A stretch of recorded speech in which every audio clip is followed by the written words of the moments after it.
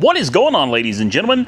Welcome back to Auto Auction Rebuilds. Today, we're back with my cheap 1994 Chevrolet Corvette. And I believe this is a really low mileage unit. I'm going to say under 50,000 miles is my guess. We don't know for sure though. Carfax has it listed at around 36,000 miles, but that was years ago.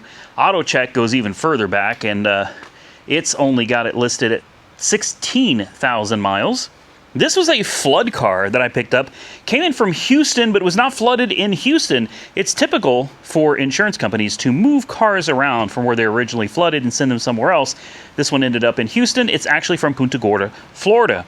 Now, this car, as we found out, runs and drives. It wasn't great, but it did the 10-mile run on 24-year-old tires. So I don't know how far I'm going to get in this video, but let me tell you where I would like to get in this video. I would like to get my brand new shoes installed. These are Michelin Pilot Sport all-season 4s, front and rears for this car. I'd love to get them installed, hopefully get the tires balanced while we're at it. Next, I want to remove the driver's seat.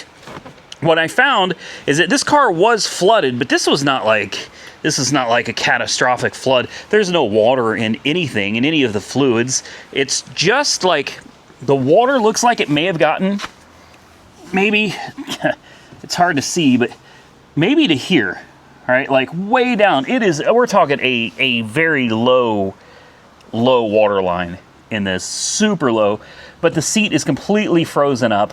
I can't get anything to work, so I'd like to remove the seat and just see what all is going on down there. Maybe try to lube up these motors, kind of beat them back and forth, and hopefully something will come back to life. I'm not concerned with all of this right here. We have, what is all this anyway? These are the bolster air thingy labobs. There's like a little compressor and it pushes air into the seats and stiffens and loosens the bolsters and all of that good stuff. I don't care about that. I just need to be able to move forward and backward. That's it. If I could get it to go forward and backward, I'd be perfectly fine. Everything else looks pretty good. We cannot get to the bolts that are under here because the tracks are in the way. So here's my thought. If we take this bolt, this bolt, this bolt, and this bolt out, I think the seat will just come off of the tracks, at which point we'll have a little bit better access to everything that's going on under there. We do have some corrosion. You can see some of this maybe in some of these wires. It's not the worst, but it's not the best. We definitely have some corrosion going on in here. I've left this soaking for days, and I mean, it still looks pretty rough. I bet you money it'd work though. If not, here's what I did. I went and I purchased a whole nother relay box, and it comes with the entire wiring harness that goes all the way up to the center console. Now, I'm hoping we don't need this because this looks like it's going to require a bit of disassembly, but it is what it is. Next, if we can get the seat out, I would like to climb up under the dash and replace this. This is called the programmer module. This is actually for the HVAC. I don't know exactly what it does, but if this part fails, the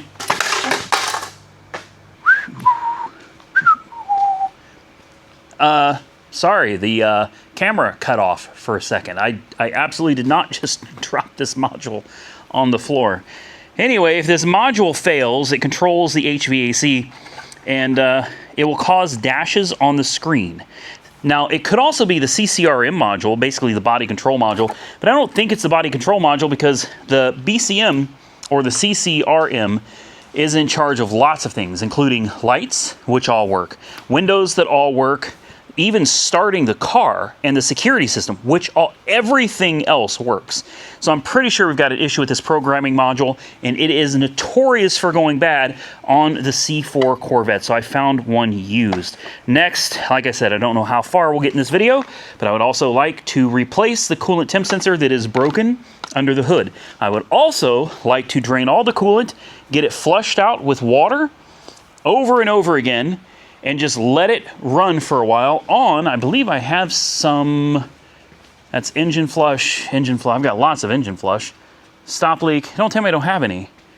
I swear, I had bottles of coolant flush over here somewhere. Head gasket repair, that's not what we're looking for. Really? There it is. Well, I've got one bottle. It's not in very good shape anymore, but there it is. I'd like to run just water and this in the cooling system for a while, let it do its job, and then come back and flush it out again, and then eventually go back with the proper coolant. So that is a lot to try to tackle in one video, especially with as late as it already is. So let me grab some tools, and let's start with trying to get the seat out, because once the seat's out, I can have more room to access that module that resides somewhere under the dashboard. So it looks like I was right. I took out the 4 bolts. This is super nice because most cars are not this easy. The seat cushion literally just pops out. There's 2 like Phillips head screws that hold the cushion on, and the whole cushion comes out. Super freaking easy to get a seat out of this thing if you end up in a bad situation. Now I think I've got everything out of this. We should be able to, whoa, hey now. We should, there we go. Just kind of reach up in here and pop it out. There's your codes for the seat. It says Vet 1. And there, oh, you know what it is? They're not screws, they're rivets. They're little rivets on the bottom that hold the lower cushion in place. Well, either way, somebody's been in here and somebody already did this, because all I had to do was take the bolts out and she was good to go. Now, I'll tell you, the best way to do this would probably be to try to find a pair of seats that are in good shape. The problem is finding C4 seats that are in good shape. Good luck. Let's take a look at the bottom of this cushion and try to see how they even did this. Where did the rivets? I don't even see where there were. Where could the rivets have even gone? I don't see anything that holds this in place. Nothing at all. But obviously there had to be something, right? Yeah, surely it can't just sit that way, guys. Anyway, that's it. Now, the best part of this whole deal is now we can see, ooh boy. Yeah, she's rough, and she definitely got wet. We knew that though. Man, she's how bad's, ooh, yeah. Well, this is great. Honestly, the carpet needs to come out too. I don't really want to do that. I really don't, but I don't see where we're going to have much of a choice. Where does all of this, hopefully it's separate. It does. It separates right there. And you got to take the side panel off. It probably just tucks under here somewhere. We've got our seatbelt wires right here. There's another thing I've got to address, and that is the brake. It is partially engaged. You see this?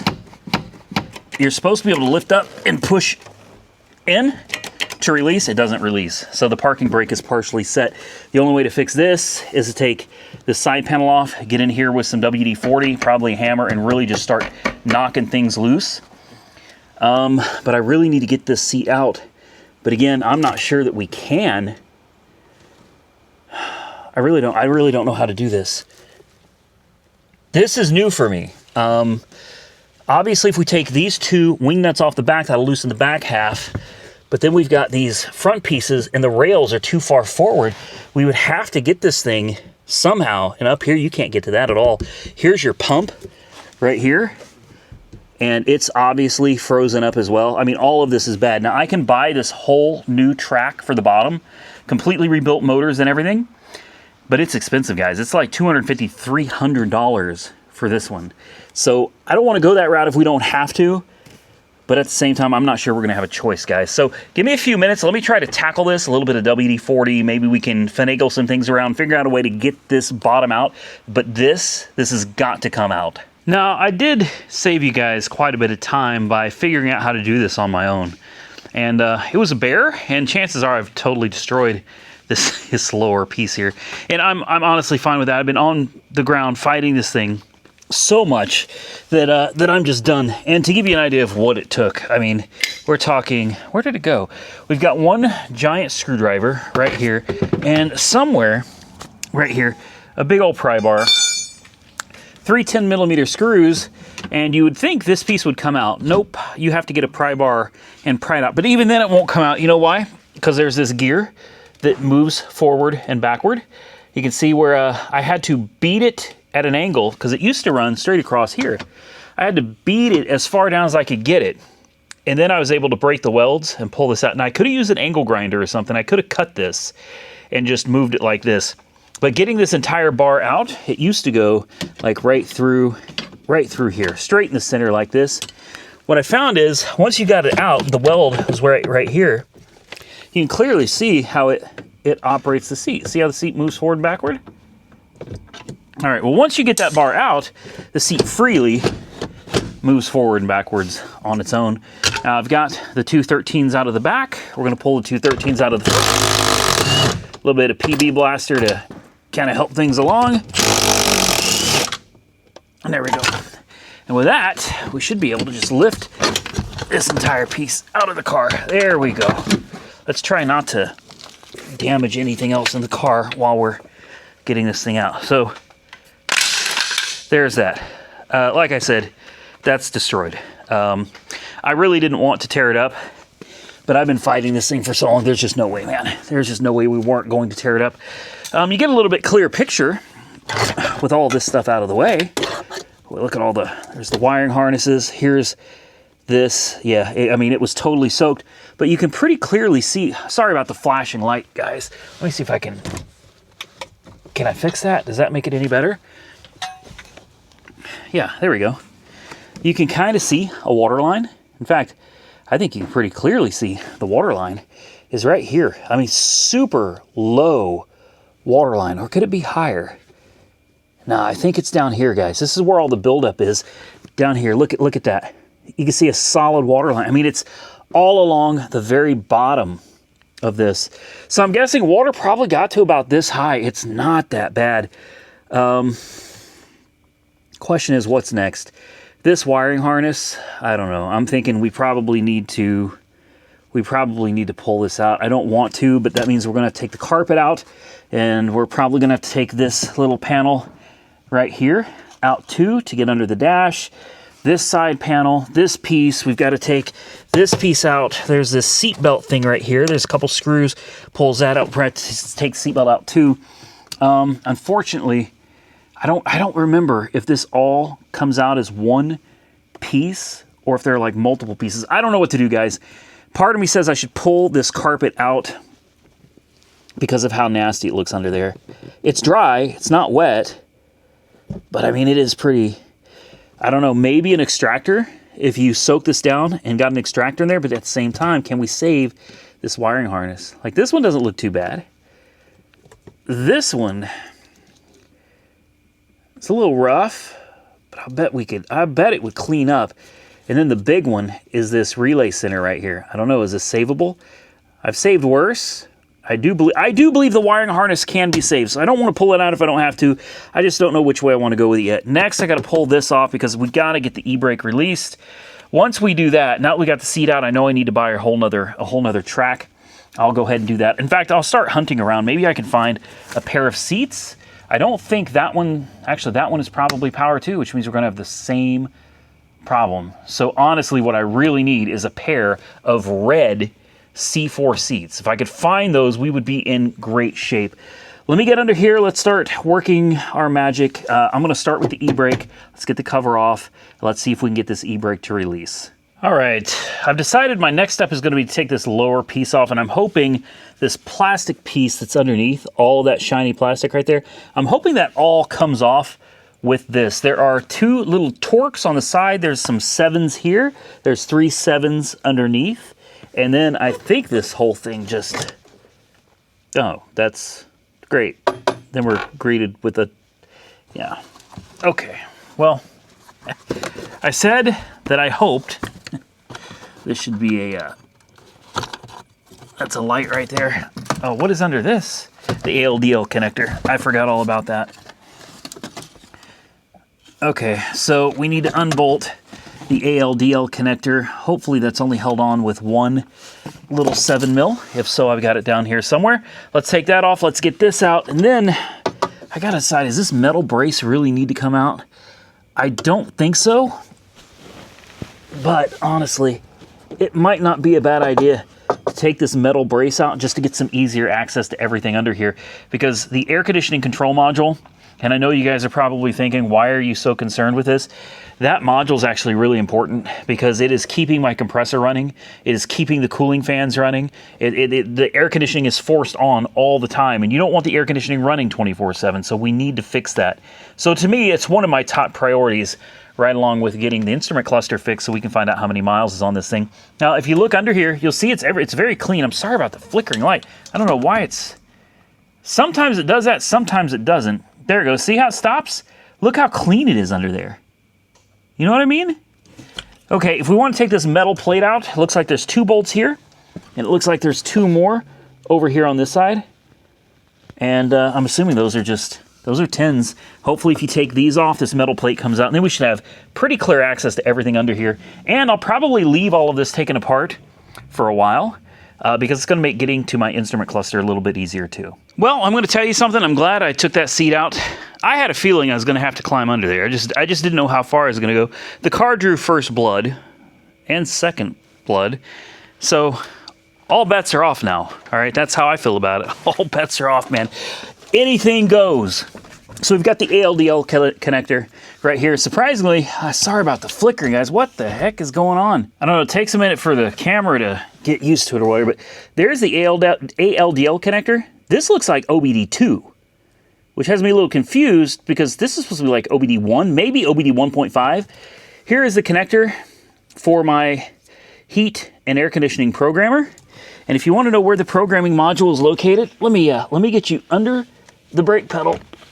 Do you see up there? Probably not, but anyway, it bolts right there where I'm showing you, way up there. And if you want to know where that is way, see my hand? Way up here. Here's this piece, way up here. To get to it, you got to pull all the wires out of the way. You have to climb in here on your back. You lay on your back on this, and you put your head and your hands up there to get to everything. Now, here is the most exciting part of this whole thing for me. This is a big deal, getting this replaced. This piece right here cost me almost $200. This was not cheap. It's not the right one. See the difference? These look the same. Boxes look the same. That connector, that is not the same. That is not the same. So, lovely. So I got to looking at it, and I was like, well, what do you think the chances are? Maybe it got wet. It shouldn't have us up under the dash. Everything under the dash looks good. Take a look at this thing, man. It actually looks really good. There's no corrosion. I don't see anything wrong with this, except for each one of these right here is a solenoid. You'll have like vent, defrost, floor, and then the other one will be something like mix or something like that, all right? So each one of these solenoids directs vacuum to a different location, and they're all connected via this vacuum tube right here. And as the solenoids open and close, it allows vacuum to go to the appropriate places, like for the vents or for the floor heater, for the defroster, etc. Well, what I notice about these solenoids, if you turn it upside down, and you take a look in there, those solenoids are cram-packed full of, like, sawdust. That's packed full of something. I don't know what it is, but I'm fairly certain it ain't supposed to be there. Oh, I forgot to tell you guys the best part. Do you see this stud on the end here? It holds that massive vacuum assembly on. Guess what? It's held on, that entire vacuum assembly is held on by a security nut. Oh man, it's a blast to get off, let me tell you, especially upside down. An absolute blast. I can't wait to do it again. Actually, that's not true. So I'm guessing there are different models for the 94 Corvette of the AC programmer. That's the only thing I can think of, because that other one was guaranteed to fit a 94 Chevy Corvette, non-ZR1. Obviously, this is not a ZR1. This has an LT1, not the... What is it that came in the ZR1s? But LT4? I can't remember for sure. Anyway, so why don't we come over here and let's see what happens if we just kind of dig into this. Surely this stuff is not supposed to be in here, right? It's almost got me wanting to take this board out and actually get into the solenoids. Let's do that instead. That's going to be a lot easier than sitting around and screwing with this. I'm betting the solenoids are stuck. That's my guess. They can't operate because they're completely clogged up. There's no room for them to open or close. Well, I took the other board out, and that's when I quickly think I realized what happened here. This is unfortunate. We have some old capacitors in here, and you guys know what happens when capacitors get old, right? They pop. You'll see them start swelling, and then they'll start leaking electrolyte all over the board, and typically that's going to damage the board. Sometimes you get lucky and it's not damaged, and Other times, you'll find you've got a bunch of burnt traces. It just eats through the board. These are called PCBs. These are typically multi-layered. This is bad news. You're not going to be able to see it from this venue, so from this vantage point anyway. So let me get you a close-up right here. Okay, now you can clearly see the fluid that is leaked out of at least one of these capacitors, maybe two of them. So obviously, cleaning everything and putting it back isn't going to do any good. In fact, once I started cleaning all of the gunk out of these solenoids, I quickly realized that most likely that gunk that was in there was actually supposed to be in there. It's kind of like a particle board, sawdust material. I think it was in there to quiet any noise these things might start making as you start having vacuum applied through these tubes. That's my guess anyway. I'm pretty sure that stuff was supposed to be in there. However, it had swollen up and gotten really nasty, most likely from all the moisture that had accumulated inside the car when it was flooded. So again, yeah, and then you drop these pieces. Okay, these just slide back on. It's no big deal. Putting this back together, you know, great. We can put it back together. This is not going to fix it, guys. I'm going to go ahead and plug it all back in. I'm going to cross my fingers and hope it works. I'm not going to put it back inside the car because I already know this is no good. With blown capacitors, this thing's not going to work. There's a good possibility something else in here maybe got fried. I'm also going to check fuses real quick. So give me a couple minutes. We're going to come back. We're going to see if this thing does anything different. It shouldn't, because we haven't actually fixed anything. Well, I'm sure you guys anticipated what was going to happen when I plugged it back in and I turned the ignition on. Exactly the same thing that happened before.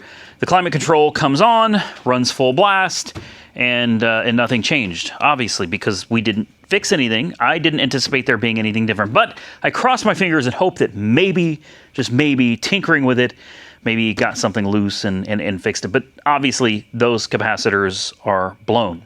Now, here's the good news.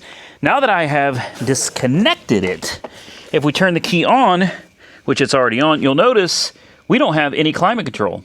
There's also no dashes on the screen. That is good news. It is a temporary win for me. So here's what I found.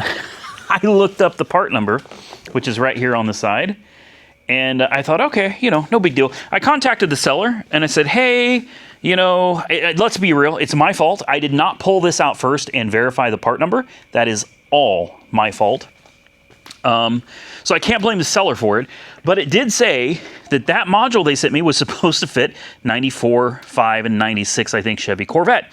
Now, I'm assuming that's with some different options than mine. So again, I can't go and blame the seller, because I bought the wrong module. So I asked them very kindly if maybe they have one like mine that we could just swap out. That would be really nice. If not, then I just pissed $200 down the drain. Or maybe not. Maybe I didn't, because I can always resell this one, and I don't know. Maybe I'll get... You know what? This one doesn't even have a part number on it. Technically, I have grounds, right? There's no part number on here, guys. If there's no part number, I had nothing to compare it to, right? Probably not. Anyway, I can always put that one back up for sale, and I'll lose a little money on it, but it's better than losing all of it. So here's what I found. Let me show you guys. I was blown away by this. Here is the exact module, part number that matches that I need. This is the Corvette C4 Programmer Climate Control Rebuilt. Rebuilt. You know what rebuilt means? Rebuilt means they changed the capacitors. I promise you. I promise you. Rebuilt means they changed the capacitors. $380 plus $10 shipping. Oh my goodness. Wow. That's boy, some of these parts. I'm going to tell you something. Prices for parts on the C4 Corvettes are getting outrageous. There's a little secret about the C4 Corvettes a lot of people don't know. I probably shouldn't be spilling the beans, but I'm going to anyway. Just real quick, okay? If you're going to get a C4 Corvette, they're great investments. They're probably the best bang for the buck that you can get if you want a Corvette, a more modern Corvette. The C3s were great, but you know, kind of starved because of emissions, low on horsepower and torque, and just overall difficult to really work on and hard to appreciate unless you get something much, much older pre-emissions. So I think the C4 is in a perfect spot right now for most people to be able to afford it, work on it yourself, and enjoy it. With that said, if you're going to get a C4, do not get the older generation of the C4. You know, get it to where it comes with the LT1. I don't even remember what years that was. I know it was 96, it was 95, this is a 94, but as you start getting beyond that, 93, 92, I don't know where we got into the LT1s, not the tune port injection, the LT1 engines.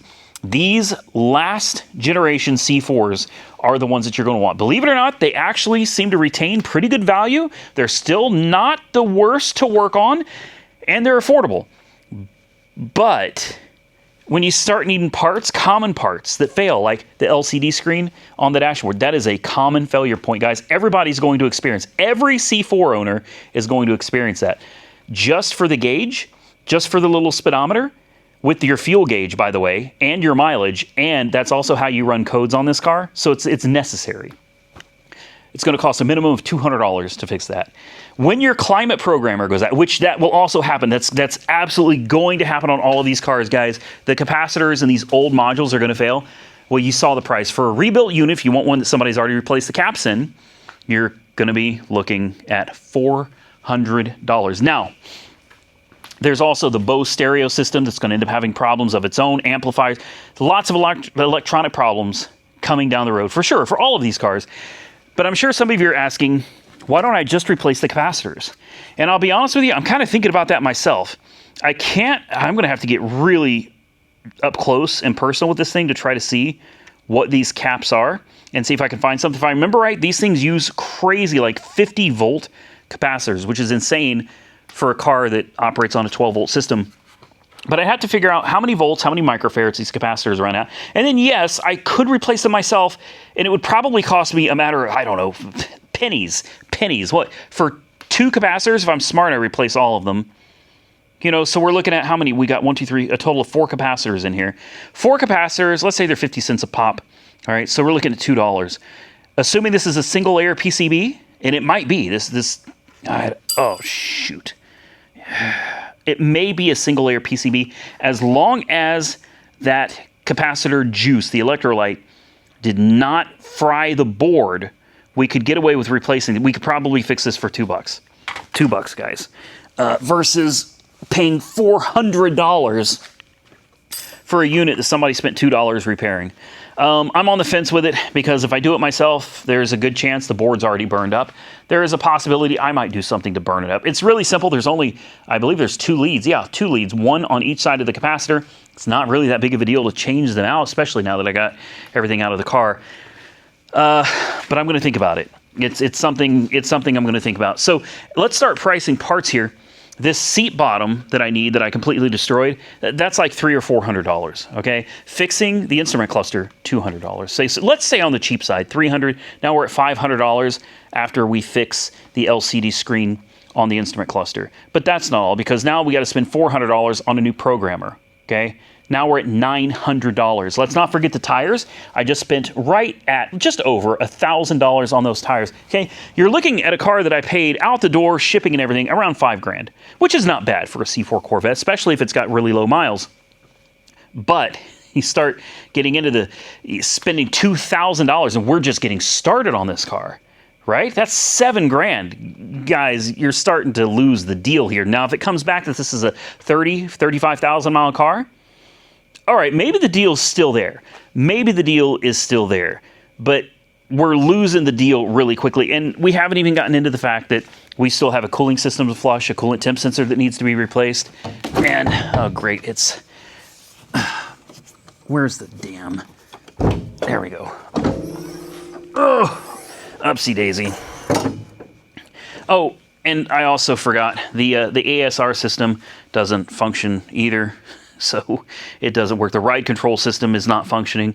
There's a lot, and as I'm starting to kind of add all this up, I'm starting to realize myself that the deal is not that good of a deal, even if you're fixing it yourself, because unfortunately, the parts for these things, if you can find them in working order or rebuilt condition, they're just too expensive to really make these things worth a whole lot of money, in my opinion. I'm going to say right now, the next thing I want to get done, now that this was the hardest part, in my opinion, to get to. This was very difficult. It's super hard to lay on your back and climb up inside that dash and get things out. I'm not worried about the instrument cluster right now. That's for another day. I'm not worried about this relay center thing right here. I'll figure that out later. What I want to do now is I want to get this thing up in the air, and I want to drain the coolant. Once the coolant's out, we're going to replace that temperature sensor. And then hopefully by the time we get done with all of that, we can get into swapping out the tires. Well, what do you guys say we take our flashing light here and try to get up under? I can't believe I missed it. I can't find my light. Like my good light that I always use out here, it's missing. This is what happens when you clean. I clean my shop, now I can't find anything. All right, so we're gonna use this light, and we're gonna hope for the best. And I'm gonna start you guys out right here in the front. Come on, stop flashing. It's not great, but it's better than it was. So the first thing I found is this does have 2 cooling fans. I was not aware of that. There's one way up there, and there's another one right here, and you may notice I got it unplugged. Well, obviously, salt water got up in here. And this fan, let me see if I can hold you guys right here. This fan was frozen solid a minute ago. I took a hammer and I kind of beat on it, and then I just started spinning it. And now it seems like we got this fan freed up. Is it going to be okay? Probably not. This fan is probably trash now. And I'll tell you, it doesn't look like a lot of fun to get it out. If you look up there, I don't know. The evaporator sits right there as well. That looks like tons and tons of fun. So what I'm going to do is I'm going to plug this back in. I'm going to check all my fuses here in a little bit and just see. The connector does not show any signs of saltwater damage. Next, to get our coolant out, which we're going to be doing here in just a minute, can you guys see the petcock? It is right there. It's hard to get this thing in here, but it is right there. That is the petcock for draining the radiator. We're going to be doing that here in just a second. We're also getting ready to pull these front wheels off, but I thought before we do, we ought to just take a quick look under the car. A little bit of surface rust here and there, but I mean, nothing major at all. Completely here we go with the flashing again. Completely factory exhaust. Everything under here looks really, really good. Forgive the flashing, guys. I'm sorry. This is something I noticed, though. Somebody put a brand new starter on this bad boy. Yeah, that's a new starter, and it's not factory either. So she's got a new starter on her. It doesn't look like she's leaking anything, guys. Take a look at the block, if you can even see up there. The block, freeze plugs, everything super, super clean. Everything on this car just looks so good. Here's the best part of a C4, and this would be the only reason to pick a C4 over a C5 Corvette, and that is the transmission. This is easy to get to, guys. Old school. You don't have a torque tube on this. Nothing to fight with. Just a good old school transmission right here.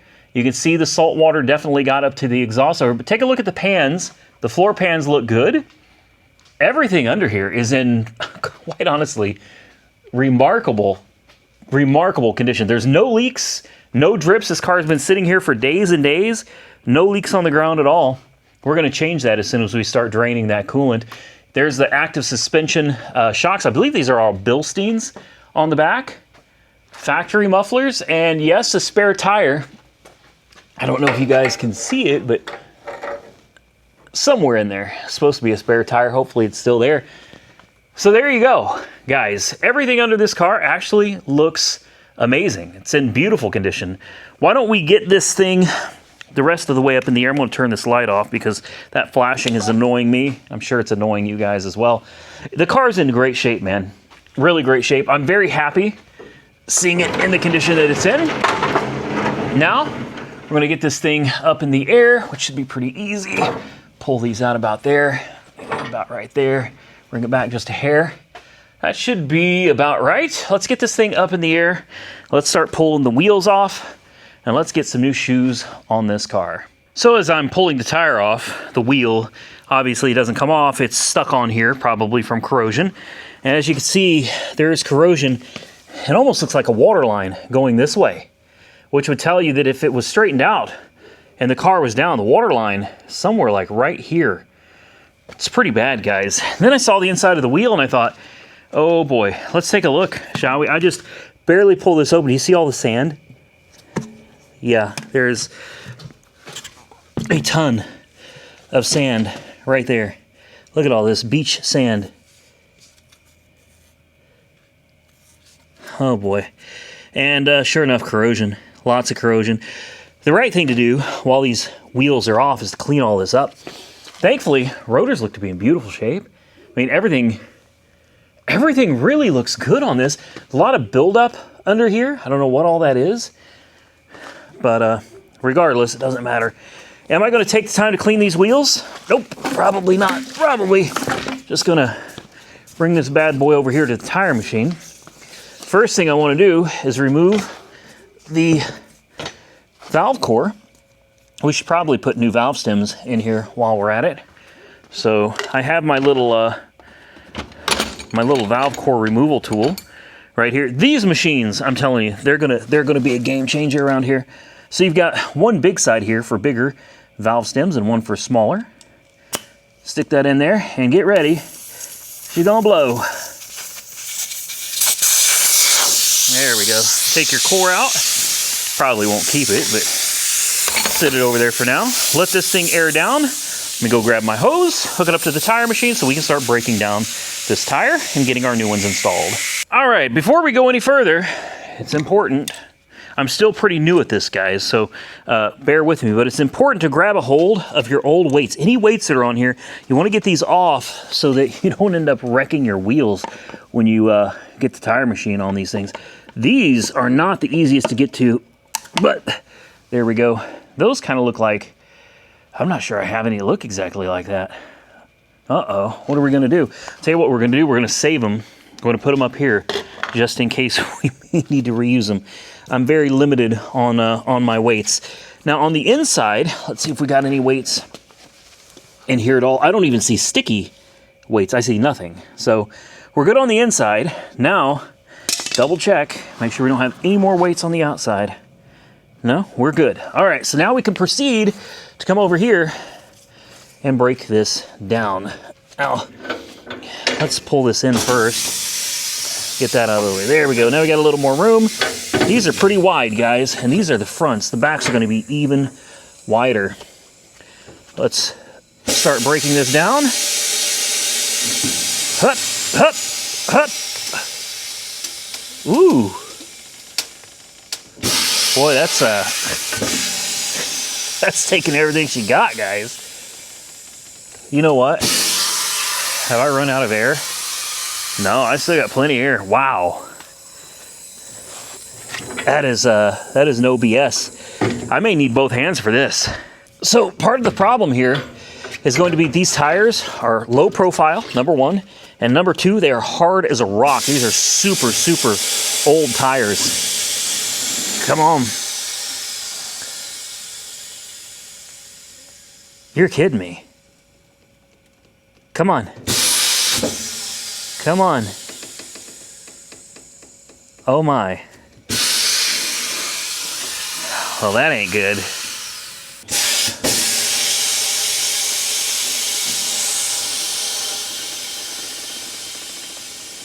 There we go. Woo! I had to crank up the PSIs a little bit, guys. Oh, wow. Look at this stuff coming out of the tire. Oh, wow. Yeah, this tire was in pretty bad shape, guys. Pretty rough. I knew the machine could do it. We just had to give her a little extra. A little extra PSIs to get up in there. All right, now we'll flip it around. Do the same thing. I knew she wouldn't let me down. There we go. Come on, do it to it. Oh boy, these suckers are just tight on here. There we go. Same thing here. I bet getting these off the rim are gonna be fun. Come on, right there. Nope. Come on, get her done. There we go. Well, I am happy to report, ladies and gentlemen, that we just dismounted our first difficult tire. A hard as a rock. My goodness. Seriously, hard as a rock. Low profile tire. I'm kind of excited about this. Now I kind of want to take this thing out and clean it up. You know what I mean? I feel like we should take it out, see if we can. I don't know if any of this oxidation is going to come off, but I really do. I feel like we need to get out there and clean this thing up. We need to pop the valve stem out. Thankfully, this is old school, no TPMS. So we'll put this on there and kind of twist and twist and twist. And when you got a good grip on it, you can just kind of, probably would help if I left this on. I'm still new at this, guys. I'm still figuring it out. Get a good grip on there. There we go. Bingo. See how it just broke it loose? Get in there and, well, it's not exactly how I wanted to do it. It was supposed to rip the whole thing out. It's a good thing we replaced them because these are really, really bad. We're going to go with some nice brand new ones. That ought to help things out a lot. To get that old one out of there shouldn't be too big of a deal. I may need to get a razor blade and just cut the end of it there, or take a screwdriver or something and just pop it through right there. Then I think we'll take this outside, make an attempt at cleaning it up. Let's see what you guys think. Cleaned it up as best I could. It didn't come out perfect, but I think it looks a lot better than it did, especially if we take a look at the backside here. That, well, it's, again, not perfect, but compared to what it was, it actually doesn't look half bad. We probably removed a lot of weight off of that, too. Let's button this thing down here and push our magic button here. There we go. Lock her down. And let's start putting this tire back on. Trying to give you guys a little bit better view of what's going on here. And before we go any further, I've already lubed this up. But one of the important things we gotta do is we gotta find which side is the outside and which side is the inside. Somewhere on here, it's gonna tell you, unless it's non-directional. But even then, a lot of times, there'll either be an arrow or there'll be something that tells you inside, outside. And you guys probably can't see it, but right here, it says outside. So I know this needs to go outside of the wheel. Now, should we just put it on? No, we should not. You guys, you forgot, we need a valve stem for this, right? So why don't we grab a valve stem? You want to make sure you take your valve stem and just lube it up a little bit because you want it to slide in. Well, you want it to slide in easily, guys. You sure don't want to have to fight with it. Pull this thing around where you get the valve stem closest to you so it's easy to get to. Push it through the hole. You take your tool. By the way, take the core out of the valve stem because when it comes to trying to get the bead set, which can be a major, major pain, if you don't have a bead blaster, which I don't, you're going to want, there we go, just like that. Wobble it around, make sure it's set. Looks good. Take this off. You're going to want to have the core out of this. You're going to need all the air pressure you can get in that tire. All right. Now we can get to trying to put this on again. Just make double, triple sure you got the outside where it needs to be, kind of like this. She's getting on there pretty good. I've already got the duck head set to where I need it to be. So we're gonna lock this down about right here, and it can't go in any further. Now, this is gonna be the hard part because I'm gonna tell you, these tires, low profile, wow, yeah. You need to get the back of it on top of the duck tail, and the rest of it needs to go down like this, and then go forward and kind of help it along. Bingo, just like that. All right, that was actually the easy part. It gets a little harder now. So you want the tire, the bead, on top of the duck tail on the back side, and on the head, you've got to get it under, and you got to help it. And this is where, and don't get your fingers. In fact, you should really use your knuckles, because if you use your fingers, you can get them smashed on there, guys. That'd be a bad. Ah, see what I mean? Now, in a rare occurrence like this, there's nothing wrong with cheating. So don't listen to me when I'm doing things like this. All right, I don't know what I'm doing. I'm winging it. So here's what we're doing. We're using a crowbar under this end right here to hold it under the duck head. And we're also using a crowbar under this end to keep the tire kind of smashed down, and then we're gently, and then again, there we go, just like that. Now, because I'm an expert tire mounter, I can show you how to do that. No, I'm kidding. I watched a YouTube video, saw a Hispanic guy that showed us how to do low profile tires, and that's all he did. And I was like, dude, that's really okay. Thanks. Guys, got it, man. So now we've got the tire on the rim. Now it's time to see if we can pop this bead. Let's see if this helps any. No, sometimes you gotta. She's leaking right out the back, isn't she? There it goes. There it goes. There it goes. Easy does it. Come on. Come on. Come on. There it goes. She's going to pop a little bit. By the time you hit 40 PSI, the bead should be set. You got to be very careful, though, because you don't want this thing to explode.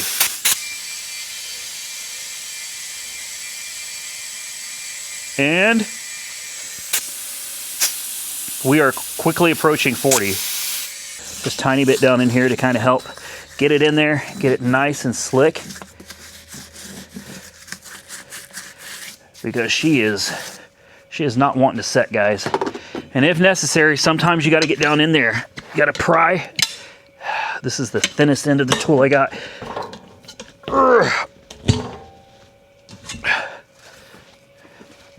Kind of pry it loose and try it again.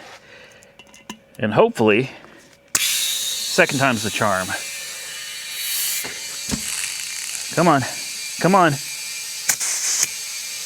Come on, right there. That's what we're looking for. Yeah, that bead is not wanting to set right there, guys. Doesn't seem like it's leaking either. She's holding air. But for whatever reason, right here on this corner, that bead's not setting. This is a part you got to be very careful with, because if you have an explosion, it's going to be a bad day. Stay clear of this thing until you're certain your bead is set. The bead, I believe, is set on the back, and it's set most of the way around on the front. It's just this one little section right here. It ain't wanting to go. We'll give her just a little bit more.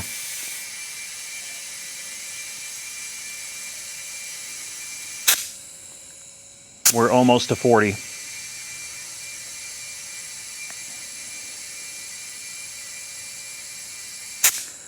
And that's 40 PSI right there.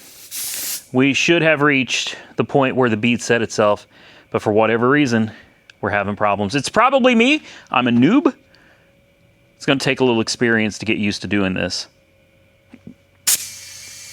There it goes. Guys, we're at like 42. 42.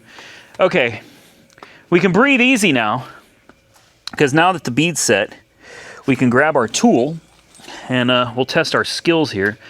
We're going to have to pop this off, and then we're going to have to try to get this valve core back in here like this. Tighten it down. Just hand tight, finger tight, doesn't need to be any more than that. We'll check our air pressure. We're going to want it to be somewhere around, well, we're at about 32. I'll put it at about 30. There you go. Just like that, easy peasy. We just did our first full start to finish tire install. How about that, huh? Now, it's time to see if we can balance this bad boy. Let's move over to the balance machine. So before we can go very far in the balance machine, we have to find a hub that fits. And this is probably too big. Yeah, that's way too big. So, probably be this one right here. That seems to fit pretty good. Slide that on the back. Slide the wheel on. It'll sit on that hub. Now we got to find one that fits this part right here. You're going to want to put this on the front. Grab this. And start tightening it down. Once you tighten it down, it'll start centering itself like that. All right? Now, you flip the machine on. Move this out of the way. And we are going to pull this little piece right here to the inside of the wheel. Now we need to measure. These are going to be, about 9 9 inches wide by, what are these, 17s? Yes, so 17, and they are 9 inches wide on the fronts. All right, now we've got 5 from here to here.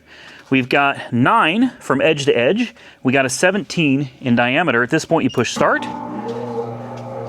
You let her do her thing, and hopefully she doesn't require a lot of weights. This is our first time doing it start to finish too, guys. All right, so we're gonna go and try sticky weights because the weights that I have are really for steel wheels. These sticky weights are more for aluminum. So we're gonna get it back to where we need to, right there. And we're going to stick one of these at 12 o'clock on the inside. Come on, right?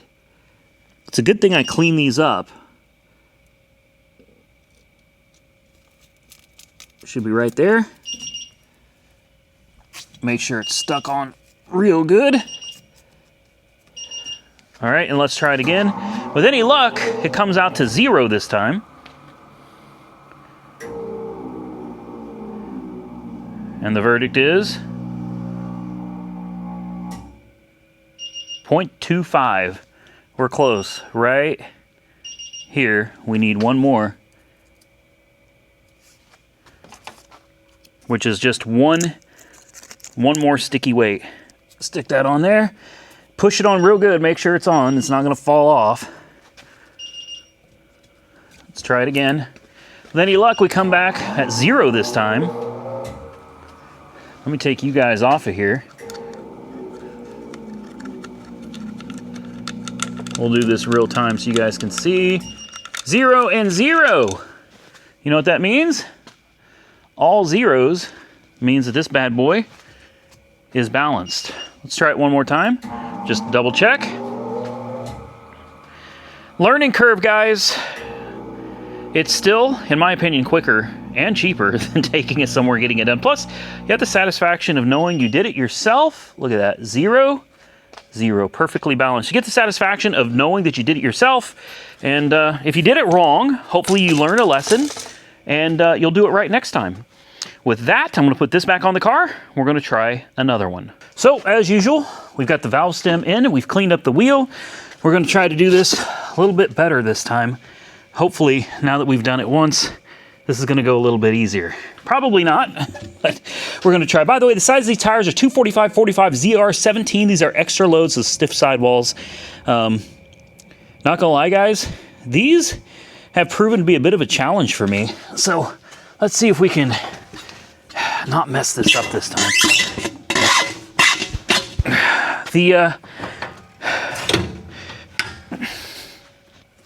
The outside, or the inside feet, I should say, is not what gave me any trouble at all. Look, I mean, boom, simple. It's when you get to this side that it becomes extremely problematic, and you got to keep it under the duck head, but you've got to keep it over the tail. And this is where things start getting a little complicated. And thank you, that gentleman on YouTube that showed you got to kind of do this as a process. You got to hold it down at the duck head, and you've also got to kind of get under the rim here. Try not to damage it, and make sure this thing is soaked up real good, guys. And then just, whoops, bumped you there. A little bit at a time. Again, keep this thing down. Oh, shoot. We're almost there. I'm getting better. I'm not great, but I'm getting better. Get it back under this lip and just kind of push down. Keep it under the duck head. And yee-haw! Guys, look, I ain't an expert at it, but you saw that for yourself. Come on, that wasn't half bad, was it? That wasn't, okay, it wasn't half good either, but it wasn't half bad. We're getting the hang of it. Now, again, 40 PSI to seat the bead. And let's just give her every bit of 40 PSI, because last time it was right on the money. See how it popped right there? And definitely kind of step back. There we go. Pop, pop, pop. We're only at 20 PSI right now. We still got a long way to go. That bead still has a long way to set.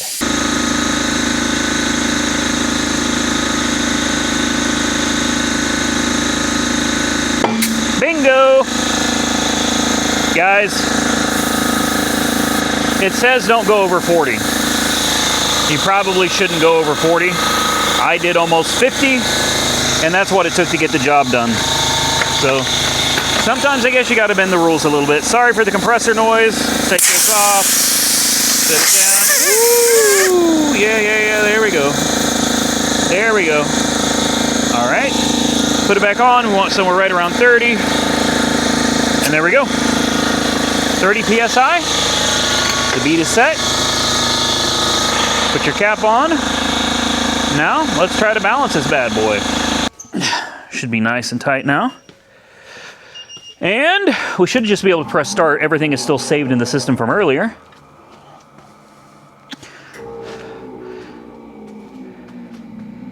And let's see where we're at.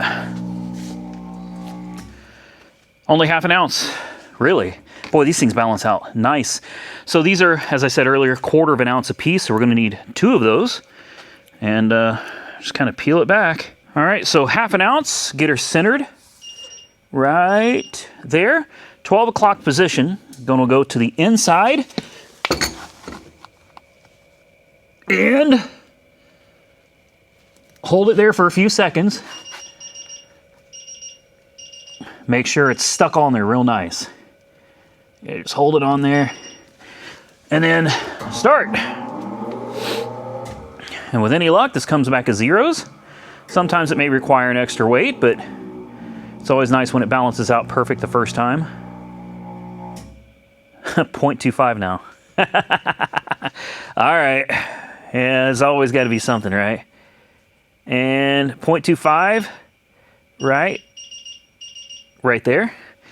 That's going to be a single sticker right here, just a single solitary sticker. All right, let's try it again. Perfect balance this time, right, guys?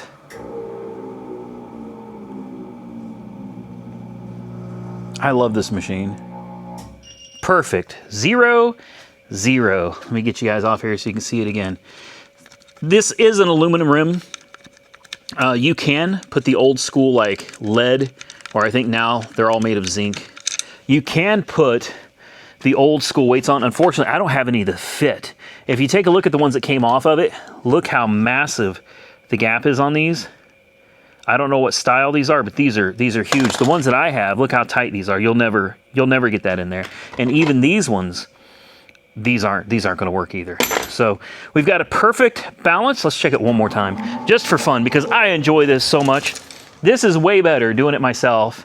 Being able to double and triple check, make sure everything is right, instead of taking it to, well, I typically go to Walmart, and it costs me, each time, it costs me $110 to mount and balance 4 tires. I can do it myself here, guys, and I save the time. And yeah, it's a learning curve. That's why I'm showing you guys this. I could edit out all my mistakes and just act like a total pro. That's not me, though, guys. Like, I try to be legit, transparent, and honest with you guys. I have done tires before for Monroe Muffler Brake. I did it before for Pet Boys. I did tires. That's where I always started out at. They always threw me on the damn tires, and I hated them. But honestly, looking at it now, tires really ain't that bad. They can be a pain, and the low-profile tires, it's an added chore, okay? It is kind of a pain. But I'm showing you, like, I can do it. It's been over 20 years since I touched one of these machines, and I'm out here doing it. I'm getting better at it, and hopefully you guys watching my videos, if you decide to pick these machines up for yourself, I'm going to put a link below this video. Go check them out. Like I said, it's like a July 4 sale, and it's like $2,000. You can get the pair of these right now. You see me out here using them. These are great machines, not necessarily industrial quality machines, but these are great for someone like me. I think this would probably be great for any DIY person. These are wonderful machines. And if I can come out here and do it, so can you. And hopefully you watch these videos and you learn from my mistakes. And when you come to do it yourself on your own machines, you'll already be a pro, man. You'll be ready to go. Let's get this wheel on the car. I think I'm ready to call it a night.